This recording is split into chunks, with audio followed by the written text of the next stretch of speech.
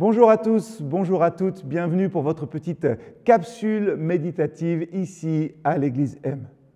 Est-ce qu'il vous arrive de penser parfois que peut-être ça aurait été plus facile de croire si vous aviez vécu au temps de Jésus, si vous aviez vécu au temps où la Bible a été rédigée? On passe, je crois, beaucoup de temps les uns et les autres, silencieux, espérant que Dieu nous dise quelque chose, mais bien souvent on se pose cette petite question aussi, est-ce que c'est moi ou est-ce que c'est vraiment Dieu qui m'a parlé ou c'est mes propres pensées? On va parfois se mettre de côté, faire des retraites pour entendre la voix de Dieu. On écrit peut-être des journaux, des petits liens où on met notre méditation. Peut-être qu'on aimerait quand même finalement être un de ces personnages bibliques, vous savez, à qui Dieu a parlé directement, auquel il a parlé à travers des anges, peut-être un buisson ou même parfois, une fois, à travers un âne. Tout à coup, il y eut avec l'ange une troupe très nombreuse d'anges du ciel qui louaient Dieu en disant « Gloire à Dieu dans les cieux très hauts et paix sur la terre pour ceux qui l'aiment ».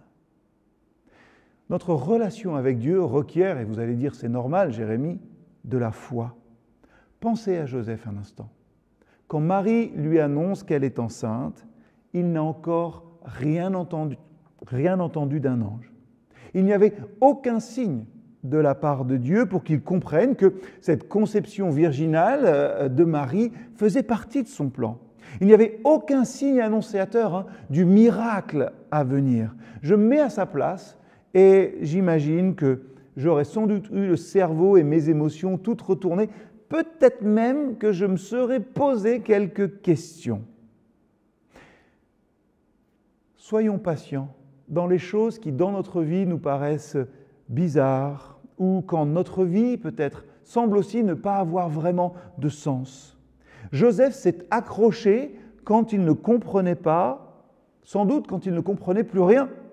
Pourquoi ? Parce qu'il aimait Marie et que sans aucun doute, il avait confiance en Dieu. Notre vie à nous aussi est pleine de choses bizarres. Elle est pleine de virages qu'on ne comprend pas. On n'a jamais toutes les réponses au moment où on le voudrait et peut-être comme on les voudrait. Avoir confiance en Dieu, c'est croire en lui même quand nous n'avons pas toutes les réponses. Voilà comment Joseph finalement a accueilli Jésus dans ce monde. Et je crois que nous pouvons tous et toutes faire de la même manière. Être patients tous les jours, quand les réponses tardent, quand notre vie paraît un petit peu bizarre. Alors, une petite question en cette saison de Noël. Pourquoi faites-vous confiance à Jésus à cette période de l'année ? À bientôt.